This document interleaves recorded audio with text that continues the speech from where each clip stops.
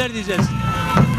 Evet, sizler de bizlerle birlikte burada hep birlikte nöbete tuttuk. Tekrar Kırıkkaleli hemşehrilerime ben teşekkür ediyorum. Milli iradeye sahip çıktıkları için, demokrasiye sahip çıktıkları için, ülkemizin geleceğine sahip çıktıkları için çok teşekkür ediyorum. Nöbetimiz devam ediyor ve biliyorsunuz da geçen günde Kırıkkale'ye Genel Başkan Yardımcımız, Teşkilat Başkanımız Mustafa Ataç geldi. Ertesi gün ben kendisinin yanına gittim ve gerçekten Kırıkkale'den çok memnun olduğunu, bütün Kırıkkale'li hemşehrilerine onun adına tekrar teşekkür etmemi istedim. Ben de teşekkür ederim. Çok izdiham oldu. Allah izin verirse yarın da Kırıkkale'ye Cumhurbaşkanımızın baş danışmanı Yalçın Topçu gelecek. Burada ilk defa size söylüyorum.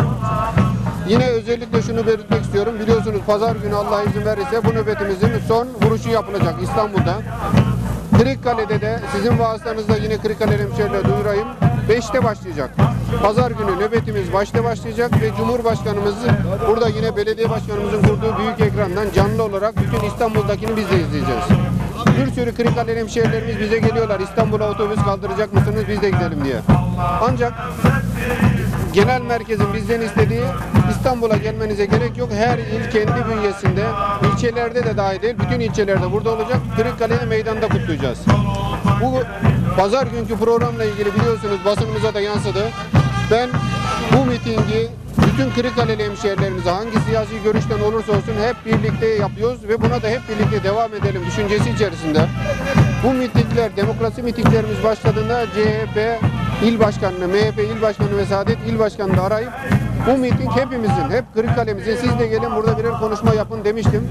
Ama o zaman kendileri uygun görmemişlerdi. Yine pazar günkü yapacağımız mitingi hep birlikte organize edelim, hep birlikte yapalım.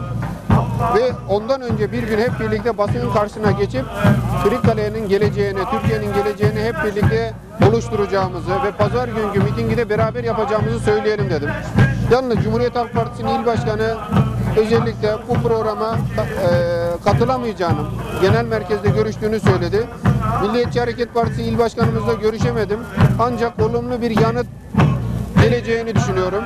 Allah izin verirse onunla yarın ya da ertesi gün bir araya gelip pazar günü birlikte ne yapabiliriz çalışmasını birlikte yapacağız. Saadet Partisi il başkanımızla bizim genel merkezimizde böyle bir talep gelmediği için biz de buna sıcak bakamıyoruz dedi. Ama arkadaşlarımız oradalar. Onlara da gidin gitmeyin demiyoruz dediler. İnşallah pazar günü bütün Kırıkkale burada olacak. İstanbul'da nasıl milyonlar toplanıyorsa inanıyorum ki Kırıkkale'deki meydanda da 50 bin, 60 bin kişi toplanacak. Kırıkkale çağırın da efendim. Bütün sizin aracılığınızla Kırıkkale'li hemşehrilerimize buradan duyurmak istiyorum. Kırıkkale'de Allah izin verirse saat 5'ten itibaren mitingimiz başlayacak ve Cumhurbaşkanımızın bütün Türkiye'ye hitabıyla da bitecek. Yine burada aynı şekilde pazar günü mehteranımız olacak.